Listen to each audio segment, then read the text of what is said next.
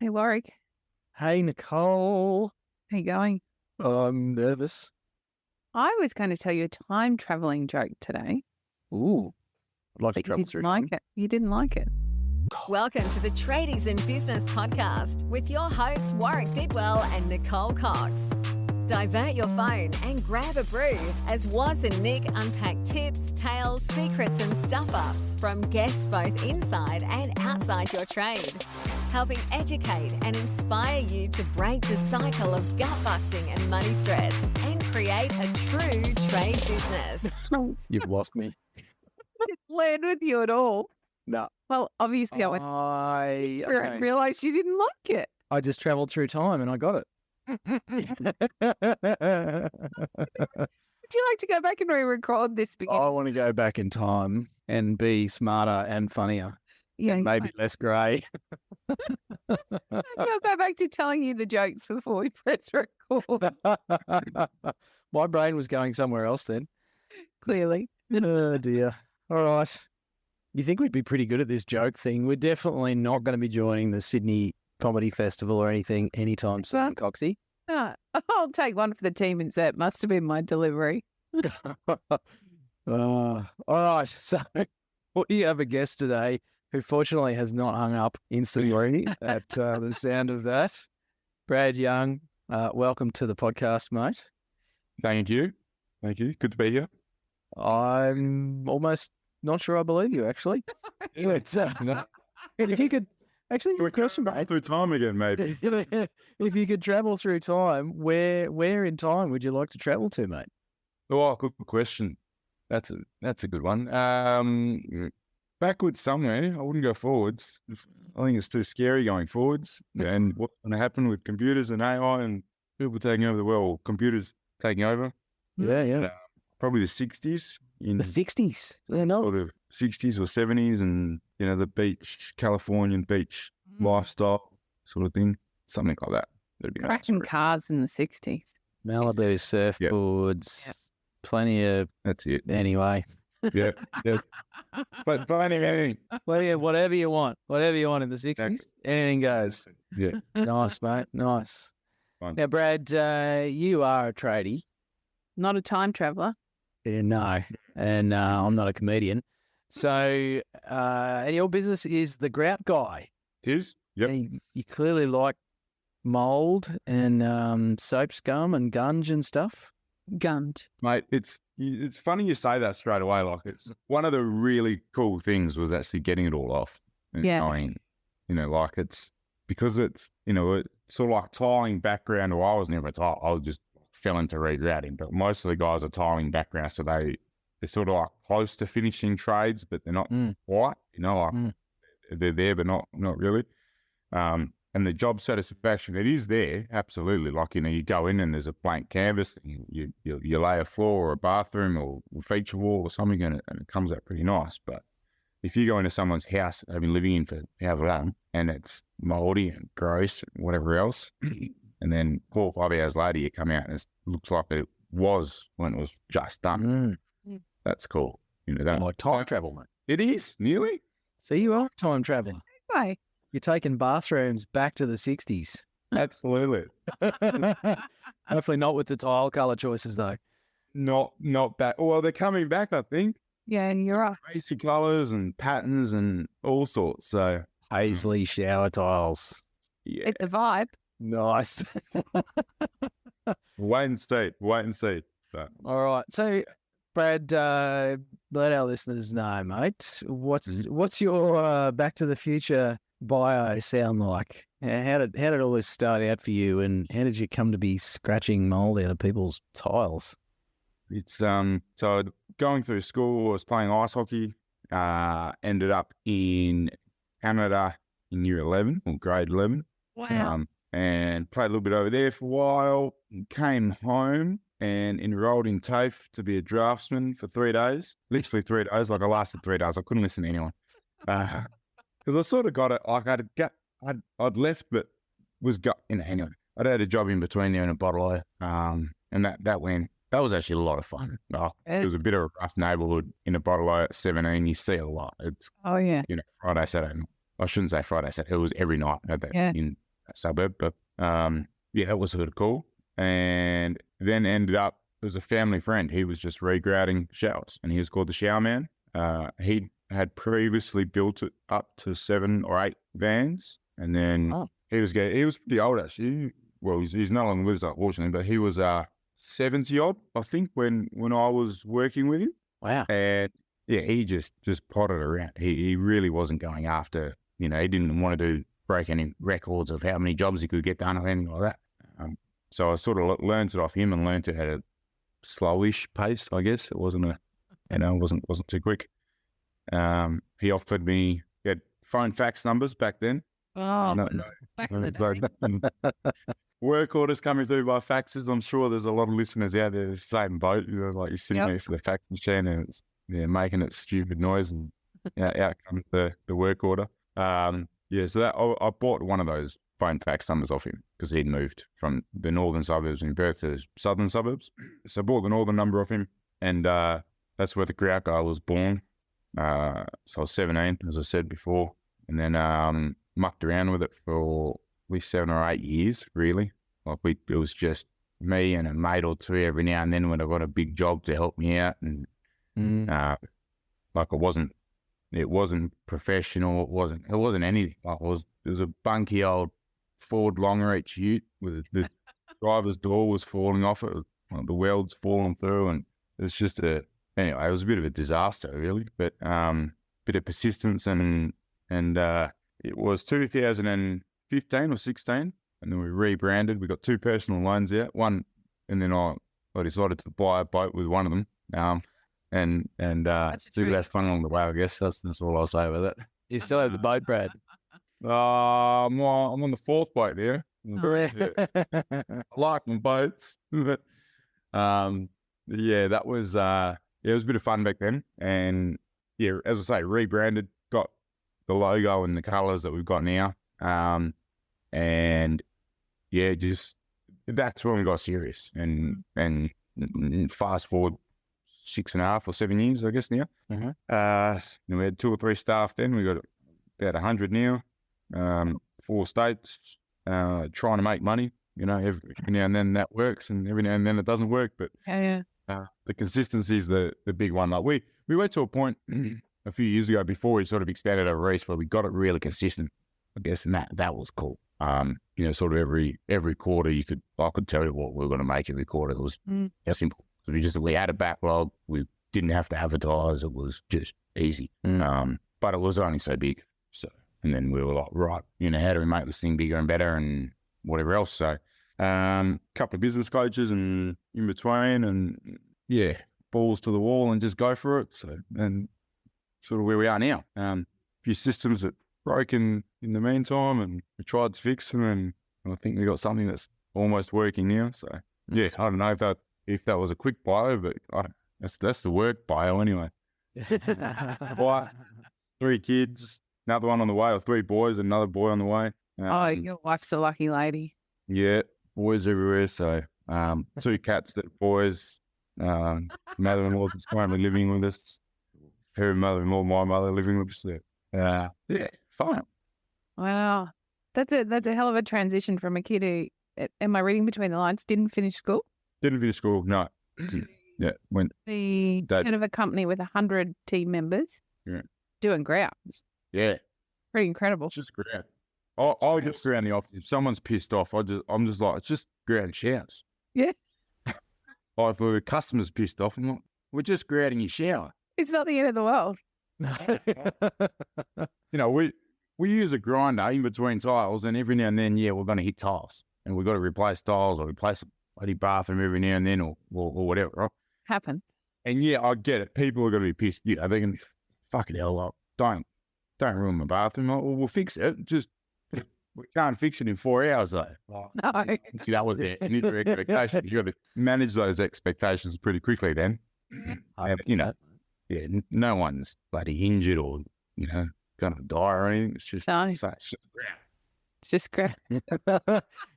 I love that saying, and it's not at all politically correct these days. And I'm trying to be a bit more careful at my age of the shit that I say out loud in public, especially. But my 12-year-old daughter thinks it's hilarious. It's like, but did you die? Yeah. You're like, She comes to me, it's like, Dad, I'm like, did you die? She's like, no. So it's really not that big a deal. It's just not. It's just not. And like people freak out about crazy stuff. It's just, you know, you owe money to someone owes you money, like just you're still breathing. Like, you got a pulse. Who gives a shit? At the end of the day. That all everyone sorts that out. It doesn't matter. But that leads me to a question on that. And we're going to bounce around a fair bit today, I suspect. As things pop up, so warning listeners, strap yourselves in for a random pinball episode here. Mate, 100+ team members, 4 states. You seem to have a pretty, you know, I wouldn't say lax, but maybe relaxed attitude to, you know, like we're grouting showers, mate. Don't get your knickers in a knot. How do you find leading a team of 100 or so goes for you? Because you must have all types of personalities in your business, which becomes, from what we see, very challenging to set a culture and then maintain it. How do you find you deal with that? I set the expectation that no one should take themselves too seriously. I think that's probably one of the biggest things. And as you sort of alluded to just then, I don't take myself too seriously either. Because it's just, if you do, I think you can end up in a sort of like this perpetuating sort of like, I'm not like over, like you think yourself, like you're just you're better than other people, or I should say better, but you know, that whole, I hate saying that as well. So hence I was like stumbling around there, like, because no one's better than anyone. Like we're all just human beings. All just just whack together, right? But you know, you do get those egos in groups of people that are just they're hard to deal with. We manage them pretty quickly and get rid of them. Can I swear here? Yeah, go. You already have, mate. I think you've dropped one F-bomb so far. I'm trying so hard not to. You've cracked the valve, mate. So just cut loose, buddy. Oh, right, yeah. So the guys were there. You go, fuck them all. Simple. Yep. Great. And guys or girls, you know, like this. We got 11, 12 in the office. If there's someone, we had someone not that long ago actually, and it was just a bit abrupt and lasted 4 days. Like just interviewed really, really well, trialed really well. First bit of the training was like, we were like, this chick's going to be a star. Like, going to be one of the best we've got. And 4 days later, just 2 or 3, like, she sort of butted in a little bit, and we were like, nah, see you later. Like, just can't do that. It's you got to know that no one's better than anyone else, but there's still a pecking order, if that makes sense. Yeah, That's how I find it. And it's just managing the expectations. That's it. So to answer your questions, managing their expectations of themselves, and then the managers as well. Like, well, I've never hired a manager. You know, like we've just promoted internally, and Yeah, nice. I think sport actually helped me a lot. So playing hockey, had some really good captains, coaches through the years, and looking back, I think that's helped that experience, I guess, of being led by good leaders that way, and seeing that, and especially Canada, I got exposed to some pretty sort of hot.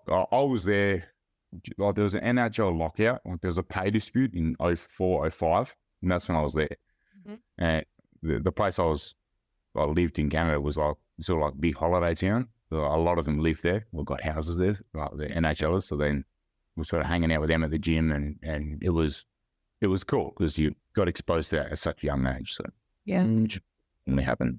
Yeah. Brad, what do you think makes a good leader then, given that you've had that exposure? What do you think pulls it together and creates a great leader? Humble. Don't think you're better than anyone. Full stop.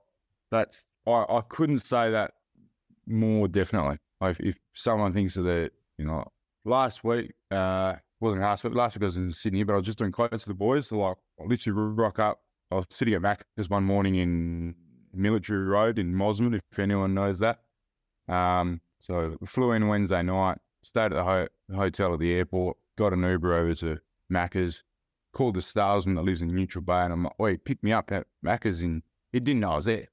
And I just rode along with him for the day, and you know, just got a bloody shirt on and run around, and you just make sure you fit in. You don't go to, I don't know. I came from that, I guess, so that's made it easy, and I really like sort of going around and talking to customers and being on the front line. I think that's really cool. I think the disconnect from some leaders that shouldn't do this, because it's not that at all. It's more this way. Yeah. Contradicting myself with doing that gesture, but good leader, I think, is always in touch with the customer, like that human sort of interaction. Yeah. Brad, Politicians could learn a thing or two from this. they have more to learn than they could possibly manage. Yes. Brad, we hear a lot of business owners, especially tradies. Obviously, Coxie and I only work with tradies, and particularly from the guys who have been on the tools, and then they want to transition to being off the tools more, because that's what it requires to be able to grow and manage a business and a team of people, as you know. Yep. But there's this stumbling block of guilt for a lot of them when they start to spend less time on the tools. They're, sending people out to do the hard work, in inverted commas. Did you find any of that sort of guilt tripping in your transition? I think there's two ways there. There's the sort of thing about it. There's the guilt from like customer and making sure that the quality's there.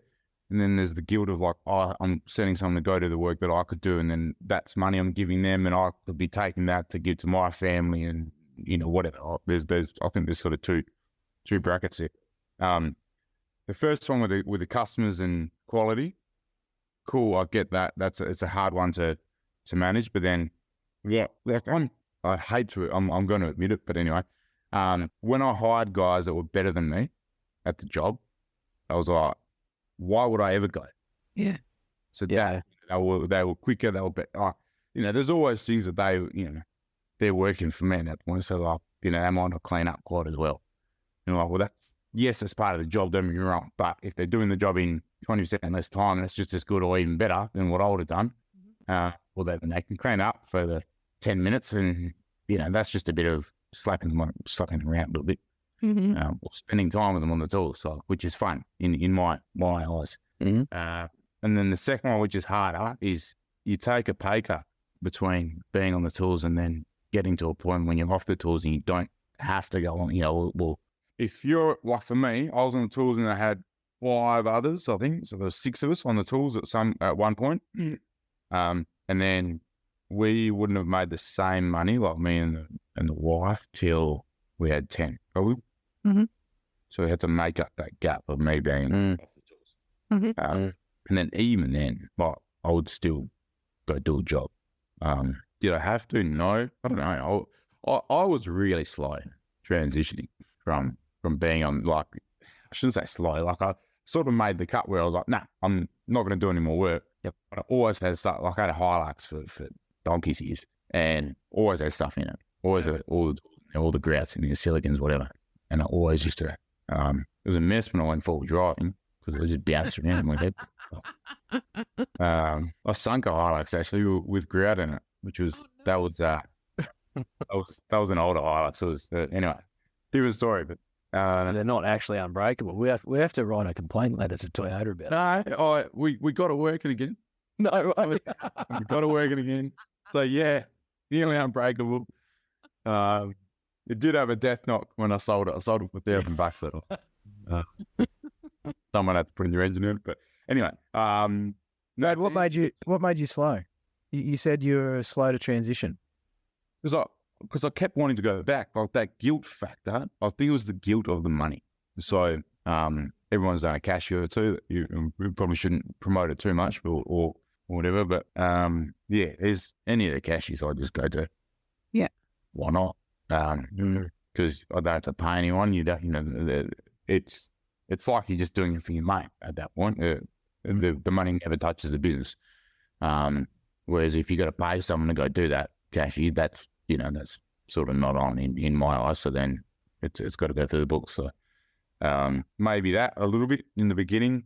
But was a slow, I guess I made the point to get off the tools, but I did a lot of quotes for a long time. Kept doing that for ages, like years. I mean, 3 or 4 years I was dribbling and doing them, and I should have just cut it. And I think if you do, you end up it's a harder transition, as in, you take that bit of a hit for a few months or whatever, but you're out of it all of a sudden. And we've learned that actually expanding to different states. So in Vic, we used to send guys from here to Vic, get them an Airbnb, because we had so much work there. We allowed us some day off. We didn't have the guys. Yeah. And I used to go over there, and my mate used to live mate/business partner over there, lived out in Mount Dandenong, if anyone knows what that is. And like going to the other side of the bay for a 7 o'clock job, well, you got to leave at 4:45. And it's just, well, if you leave any later, you don't get there till late. But if you leave at 4:45, you're there early, just because the traffic is just, anyway, Melbourne sorted it out. Get the cross-city tunnel going, mate. Make it easy on poor Brad. Yeah. As someone who doesn't live there, but used to have to go from the airport to out east, I'm like, give me that part of the tunnel. Yeah. Especially after the flight across the country, mate. Yep, absolutely. So,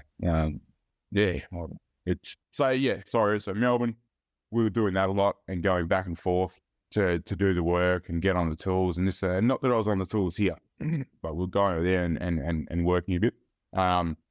Sydney, I did one job there. I've done a job in every state, but that's only because I did a job in Queensland 2 weeks ago. Was it a cashy, mate? Was it a cashy? No, it wasn't actually, buddy. It was a freebie even. Oh, worse. We went there and it was just like, because a bloke had missed a little bit of silicon, because all he did was silicon the bath up instead of like regrading the whole lot. Because like, we can't regrade these tiles, blah, blah, blah. They're just chipping. And we got there and the tiles were all chipped and there was a couple of marks on them and stuff because someone had regraded it before. And I just made a dog's breakfast up there. And I was just like, I was there with Cam, business partner. It's like, mate, let's just grade it. Like, it's not going to take us long. Like, we'll just rip the grade it and do it again. And it looked at me in bucks. Like, we can't do anything about whoever chipped the tiles or scratched them before. Yeah. But at least the grout looks brand new.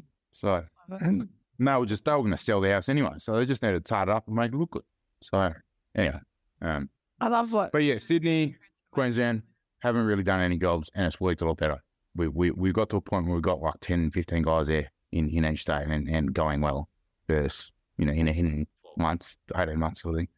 Sydney, or New South, we started right in the middle of COVID. And then, who was it? Gladys that said, no construction work at all for weeks.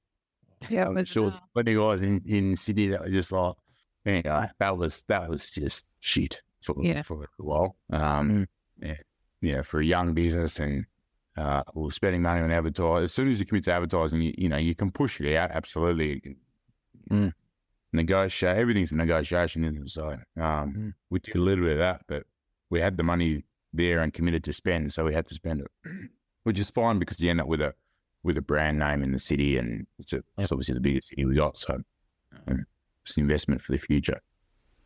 It's a philosophical way to look at it. Or enough. Money down the drain. Yeah, exactly. Brad, how did you make the decision, or why did you make the decision to expand into the other states? I fell into it. So we were going to franchise many years ago.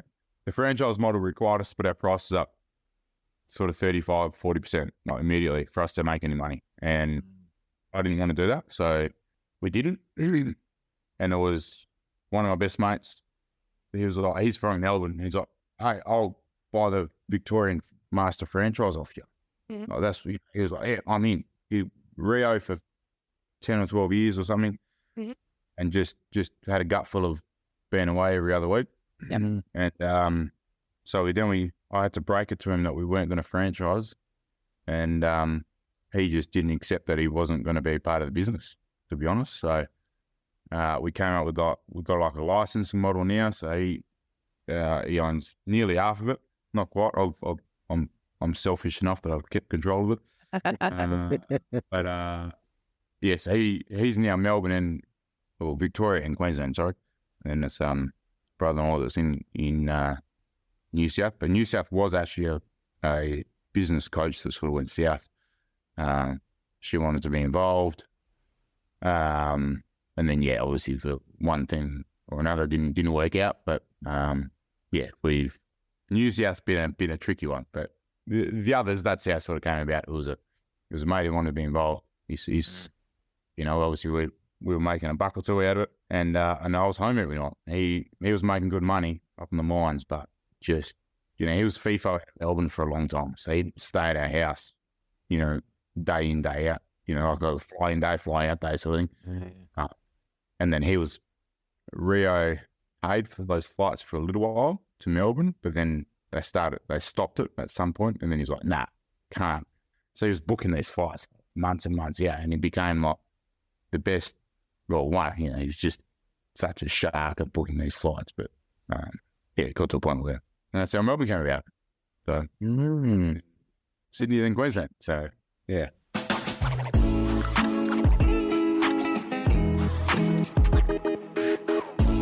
Hey, Tradies in Business, was here. Sorry to interrupt your listening pleasure. I'm joined by Coxie, of course. Hello. You may not know this, tradie or tradie wife or whoever you are listening to this program, but we're business coaches. Oh my gosh, that feels weird to say.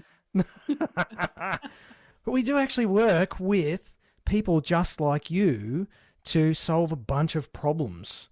And we have this fantastic program called the Tradiepreneur Program, and that's how we do it. And we do it with a wonderful community of trade business owners who are all trying to fix or improve or change things to progress. Things like getting behind on quoting, Coxie. Feeling overwhelmed, behind on your invoicing, feeling really stressed or frustrated about the money stuff. Sometimes you can pay the bills, sometimes you can't. What about staff? Oh, my goodness. Oh, my gosh, staff. Trying to get them to do what you want them to do, if you can even find them in the first place. There's so many struggles. And we've seen clients tackle these things in their trade businesses in quite a short space of time, to be honest, during the program, and recruit staff at a time where everybody was saying you can't get good staff, improve their quality from their team, collect their debts much more quickly. We have sessions. Getting tips? Yes. Getting tips, yes. So people rounding up, customers rounding up the invoice by hundreds of dollars because they're so happy with the sales process and the experience of dealing with the trade business owner and their team. So some amazing stories from our clients. But, as they say in the commercials, don't take it from us. Hear what some of our clients have to say. Coming into Christmas, we are not worried about money. We've got enough money in the bank to pay everybody's leave. There's work booked in for the new year. And for the first time in a long time, we'll be having 3 weeks off and not worrying about the business. That's probably the biggest win of all. Using the cash flow forecast, I've been able to look into the future and see where I'm going to be situated financially. And it's actually started to have a huge bearing on whether or not I make purchases. By far, one of the best things about working with Nick and Woz are the other businesses that are working alongside them. It is amazing how empowering it is to be working alongside like-minded people who have similar goals, similar troubles. We can all relate to each other, and everybody helps everybody out by figuring out problems with you that they may have faced previously. Everybody has solutions and constructive feedback, and it's an incredibly friendly, warm, welcoming environment, not threatening at all. From every job, I know that I will get a sustainable wage that's industry leading. I can have at least 10 to 20% profit, and I can pay taxes, super, all of that, and I do not have to question whether or not I can because of the way that it's been built, and that is thanks to Tradies in Business and what they've taught me and what I've learned. So there you go. There's some real people. We did not pay them to say those things. And I think that sounds a lot better than Coxie and I reading them out. We really would love for you to check out more about how you could take your trade business to where you would like it to be. Surely you have a vision of what things could be like or what you wish they were like on a day-to-day basis, whether that is reducing stress or actually making more money. Maybe it's spending more time with the family, taking more holidays, having the choice that you really wanted when you started your business, instead of this beast that seems to be there for many of you listening to this program. So if you want to find out more about how we do this through the Tradiepreneur program, Coxie's going to tell you all about it. I'm actually not. I'm going to be really secretive and keep all of our magic up our sleeves. What I would like you to do, though, is head on over to tradiesandbusiness.com.au, and you can learn all about us, why we do what we do, and how you can work with us, what that actually looks like. There's a whole bunch of free stuff there for you to download, lots of options. We've always got new stuff going up onto the website, and a great place for you to learn a whole bunch more about how you can work with us. You can even book a 15-minute chat. For free. For free. That's how abundant we are. So head over to the website, check it out, book a chat with us, and we'd love to find out if you'd be a great fit for the Tradiepreneur community and start hanging out with some of those people that you just heard from. So, Brad, how do you manage the other states, given that you have the master share still of the business and your licensing arrangement? Like, you're taking what sounds like a conversation between a couple of mates and turning it into a professional organisation. How have you done that?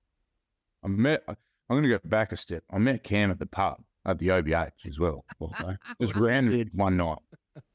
And then we were both in each other's wedding parties and everything else. Anyway, they give them equity. So that was the big thing. So there's a whole idea with the franchise model. We were going to that to go, right, we've got these guys who don't give a shit, and we've got these stupid callbacks that are like, oh, my tiles are dusty, or there's footprints in my house. I'm like, come on, guys. I'm like, right, how do we give them ownership so they don't do this?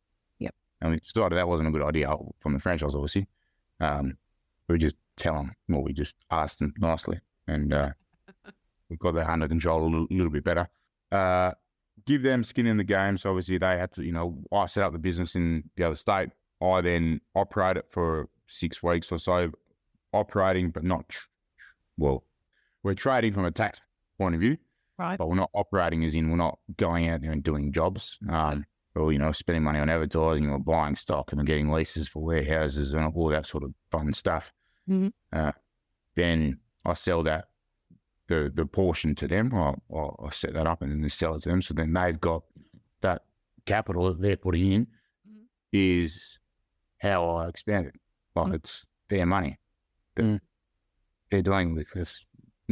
It never really cost me a cent in the long run, except for New South. We've had to throw a bit of cash in there, but that's only because of, get slacked with COVID for 2 years, and don't start a business in COVID that's service based. You have to go out all the time for. Physically going out. Good lesson for next time we have a pandemic. Yeah, next time around. But no, that's how to manage. Like that's how we manage it really well, actually. So it's, if the business isn't making any money, obviously they're not. Yeah, of course. And they take a wage because they're the state manager in that state or whatever. Mm-hmm. But the wage for a state manager or the dividends for the profitable business owner, there's can be a fairly big difference there. Mm. Yeah. And obviously you don't go in buying a business to just dawdle along and live it. Well, you can, but sure. If you make your life a little bit more comfortable, money doesn't buy happiness, but it's a lot happier with it, I guess. Oh yeah, it can solve a lot of problems, right? Yeah. So that's I'd say I nearly do nothing, from each state. I'm there every other month, but so play ping pong and hopefully not lose too much of it, basically. That'd be young for us. It's connecting with people on a human level. Going back to the whole, the whole leadership. What makes a good leader? Don't just bark orders. Just go and have a yarn with them. Have a beer. Nothing better than a beer with the boys, except if you're a girl, and then it's not quite so fun. Brad, the connection and the management of the teams that go with each of the states. How involved are you with that, or is your direct involvement mostly with the state managers? State managers. So we've got state manager, head of Grout, and then the boys in each state. We then have a chief of staff, ops manager, and then all the Grout gals, call them. And we've sort of got desks. There's everything's run just out there. And there's like a group of four. There's 3 stations of 4 desks, and they run the different states. We've got we don't call them, we did and then we didn't, now I think we're back to it. So we've got like state-based groups of girls, so they concentrate on that state particularly. Yep. And it just helps. Like, you know, I think there's a Bayswater in Perth, Melbourne, or Victoria, and in New South. Yeah. So those sorts of things are just, Yep. Yeah, they can be a head fuck for the girls. So just Absolutely. it's yeah. So that's how much involvement. I chat with the girls I try to every 3 or 4 weeks. You know, just it's like a chit chat around the room, and they just come in here and bitch and whinge about each other. No, it's different. It's a whinge about you. Pretty much. No, it's all pretty good. Just to say, you just got to connect with them. Otherwise, it's what are you doing? You're just going to work, and you know it's all boring, and or the boss is dull and he's just a dickhead. Like, well, he is until you get to know it. People fill in the blanks, don't they? Yep. That's right. Yeah, Make up their own story if you don't write one for them. I did. Brad, you've grown from just you to 100 odd people, involvement, 4 states. We see a lot of people, I suppose, that go on the growth path. They get to a stage, you know, for some people it's the 5th employee, for some it's the 15th, for some it might be the 75th in your case. But they get to this stage where they just go, fuck, it'd be easier if I just went back to being on my own, or just me and 2 blokes or something. Did you go through a period like that? I still think it. So what stops you from actually doing that? Like, what keeps you going in a forwards direction instead of back to the 60s? I've got like, my head's fucked. I just keep thinking about like way into the future usually. So right now we've built this system that's end to end. So it's like from web lead or even like Facebook ad, Google ad, all the way through to like when someone pays and follow-ups and what they say. And we see everything, which has taken 3 years and shit ton of money and everything else. But it's like, all we're doing is grout. So we just sort of perfect this like niche little market over here. Can we do it in other trades? Don't know. Can we white label something like that and offer it, you know, like a bit like a Aeroflow or Service Rate or Simpro, or there's so many of them out there. There's so many of them out there that haven't really connected with. A lot of the big real estate companies like working with bigger trade companies because they can get a faster turnaround. Yep. And as Bricks and Agent have done it half well, I think, where they've gone tradie, real estate, tenant, owner sort of thing, like the 4 personas, and then how do you get all those together? And so that's sort of like my big idea without giving it away. Well, I've just given it away and all, but Right. We won't tell anyone.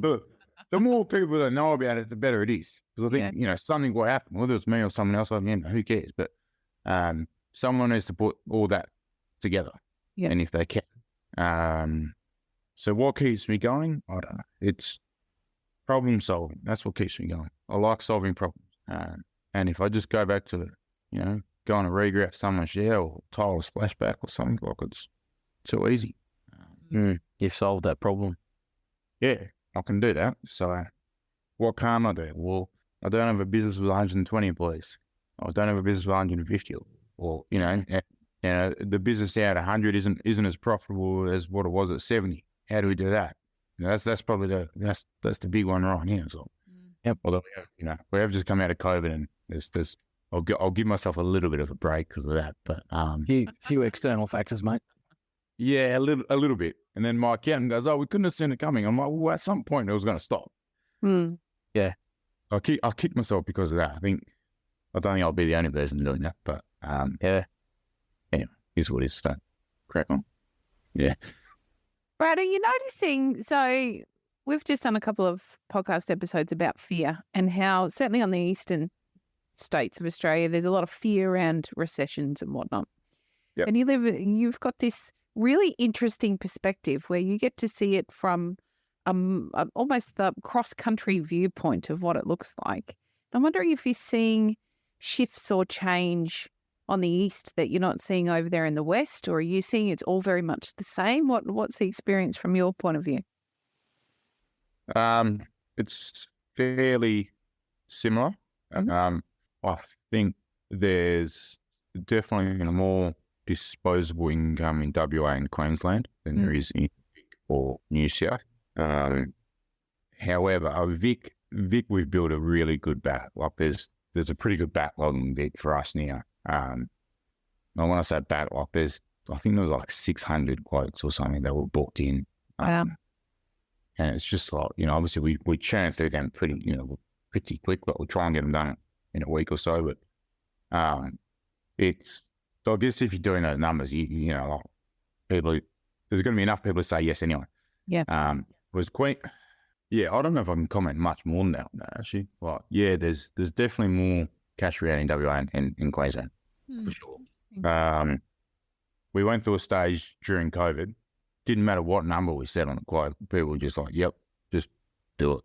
Like Victoria, we'd already just implemented what we call phone assessments, probably 6 months prior to COVID hitting, which is great because in Victoria, we got the exemption from the government after many, many phone calls to them, but in writing at some point when we were like, right, we need this in writing that where, it's water ingress, right? So it's got to stop. You can't keep showering in a shower that's leaking. It needs to fix it. So we got to that point where the government were like, yeah, it's okay for you guys to go on with emergency or whatever they classified it.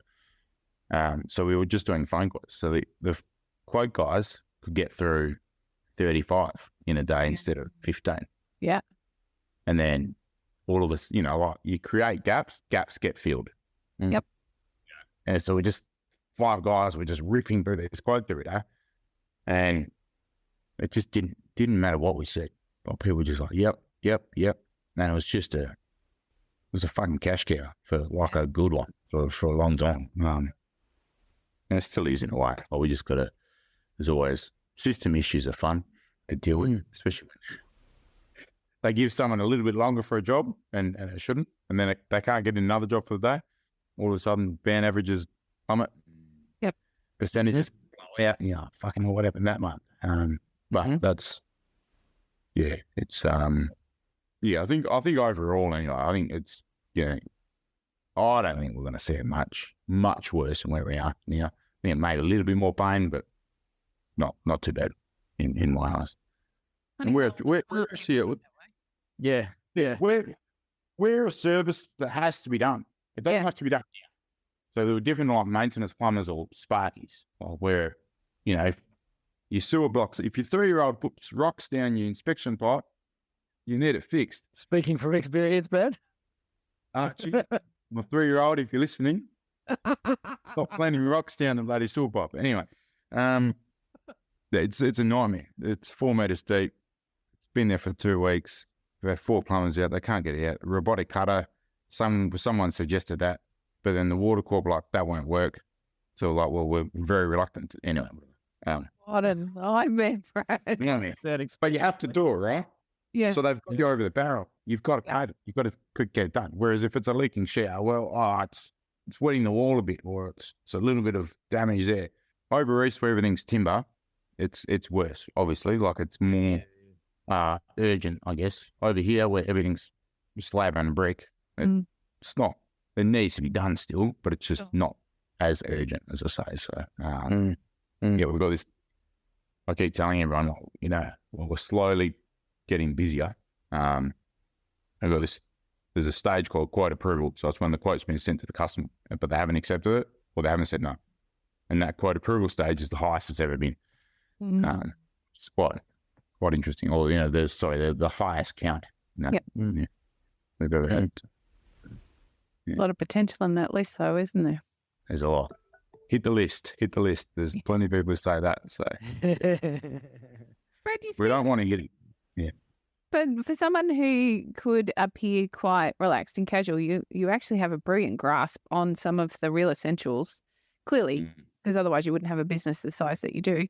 But it could be really deceptive to see your relaxed, casual attitude and think, I really don't know how this guy got it from just himself all the way up to 100 team. But you have a fantastic grasp on even those. We talk a lot about productivity and the impact of productivity on your profit line with our client base. And it can be a hard concept for them to really grasp onto or find the key metrics that they can measure against.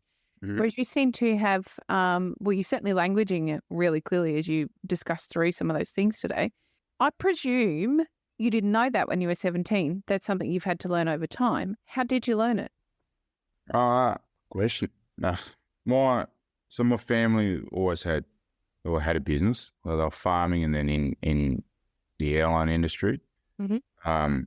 Just small stuff, like small mining stuff. So I think yeah, like, and both of those are probably pretty cash heavy, right? Yep. Farming, you got to put a couple $1 million in the ground and then hope it rains. Yeah. And make sure your numbers are right. So you've got something left over. Come Christmas time and harvest. So. Right. And then planes, if anyone's got any experience with planes, like they're costing out on league, and then you got to try and make something at the end of the day as well. So from rev per time period, like we look at rev per hour for each one of our guys, and we do that weekly. We've actually got a graph where we can look at it live these days, which is do we know, because you've got a job that didn't get completed and all it needs is a clean, or you've always got to look at it a little bit. It's a lagging indicator, so you can't look at it to real time, I guess. But that's probably where I sort of first got the idea from. Was Dad bitching about stuff, I guess, when I was little, and me just hearing it. Yeah. But yeah, then there's been a few people on the way actually that have helped with that. Well, I still pay the franchise consultant, or the people we went to help us to franchise. I still use it. She comes in twice a month, and she's an absolute stickler for process, and I'm not. I hate it. I hate policies. I HR. We don't have a HR department at all. No. I got a bloody good employment lawyer. That I have a beer with every now and then, which is a good way to go, I think. And it's like, if you ever need to talk to people, just go and have a beer with them. That's a great start. It just helps, I guess. So I can just give them a call if there's too big of an issue. But we've only had a couple over the years, and say as long as you don't hire too many dickheads, it's fine. Exactly. So metrics. I don't know. Metrics is probably that. A lot of reading. I read a lot when I don't read much now actually, but I did go through a probably 3 or 4 years, and I was reading a book a week. And I listened to the odd audio book, the odd podcast. But really only I try and find guests that I know or know who they are, and then listen to them. Or someone that's recommended something. That's a nice way to go about it. There's so many of these things now where, you can relate, I guess, or, like similar businesses, or, if I find it, like plumbing maintenance and what we do, pretty similar in a way. So plumbing maintenance jobs, they want 3 or 4 jobs a day, and they usually want a couple of grand a van. We're pretty close to them from how we operate, and just a quantity side of things. So, I don't know. Bit of ramble forever, really. It all sounds pretty straightforward, mate. You just you get yourself a shitty old ute, go do some work for people, and next minute you've got 100 staff and you're covering the whole of the country. Yeah, just and full of boats as well. Yeah, no, well, I sell them along the way, don't I? You're not collecting people. I am, and then you updating. Go, I fucking don't need this thing because it's cold. You flog it. And then you get bored in summer and you go, I really need a boat. It's the worst way possibly. Got to buy. I don't learn from that lesson.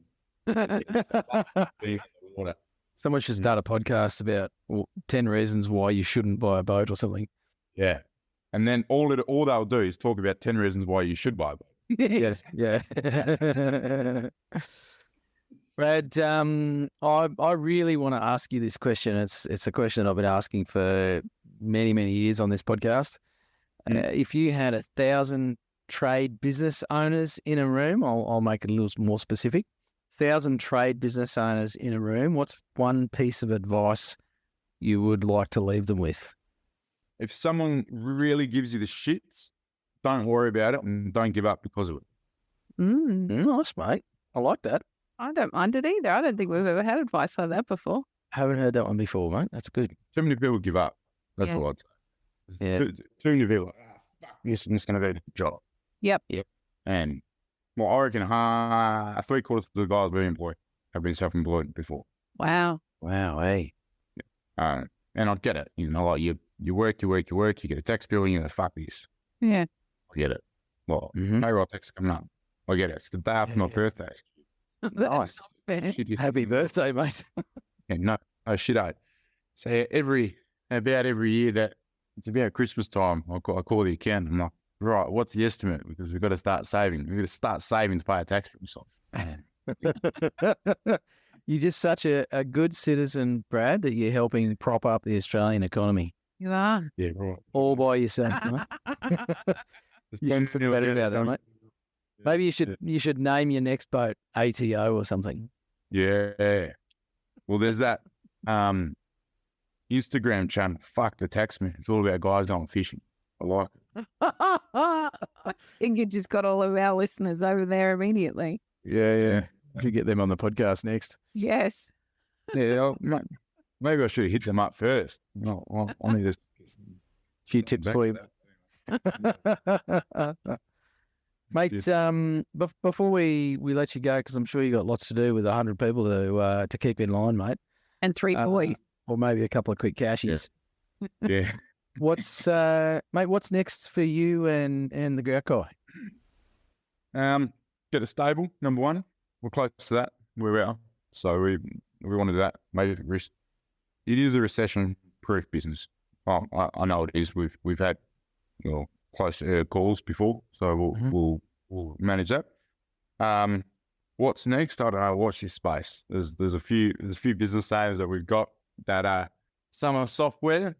As I sort of half teased a little bit before, but whether we go that route or not, I'm not completely convinced on it because it's a rabbit hole. But if we can get the idea to a point where someone will run with it or help you run with it, and I've just got some sort of a quiet side involvement to it, maybe. But grouting wise, we build the other states up, or the other 3 states there. You know, we got a pretty decent, I think, market share in WA. I think we can, if we're the 10% state, fuck, we got a lot of growth over east. Put it that way. New South especially, biggest competitor in New South. I think they had about 70 vans on the road. We got 11 currently. So yeah, there's a bit of room there. So yeah, watch out Sydney and the Eastern Seaboard, I guess. And if we get anything else off the ground, that'll be fun. Maybe sideways, maybe plumbing, maybe electrical, but there's a lot of guys that do that and fuck it up. And Yeah. Yeah, there's some value in staying in your lane sometimes. yeah, well, they make money, but I don't want to be that guy either. Like rocking around and all of a sudden you get a rep for, you're charging people arm and leg for something they just didn't need to be. So Yeah. Nice, mate. yeah, watch this space. Well, we'll keep an eye out for you whenever we're in Sydney, mate, and grab a beer by the sounds of it. Absolutely. Love it. Nice, Brad. Well, mate, thanks for coming on the podcast. It's been a pleasure to hear your story and learn a bit more about what you've been up to, and I'm sure our listeners will get stacks of value out of that, mate. So thanks heaps for your time, buddy. Thanks, Brad. No worries. Appreciate it. Thanks. You've been listening to the Tradies in Business podcast with Warwick Bidwell and Nicole Cox. Find out more about today's guest, tools for your trade business, and other cool stuff at tradiesinbusiness.com.au.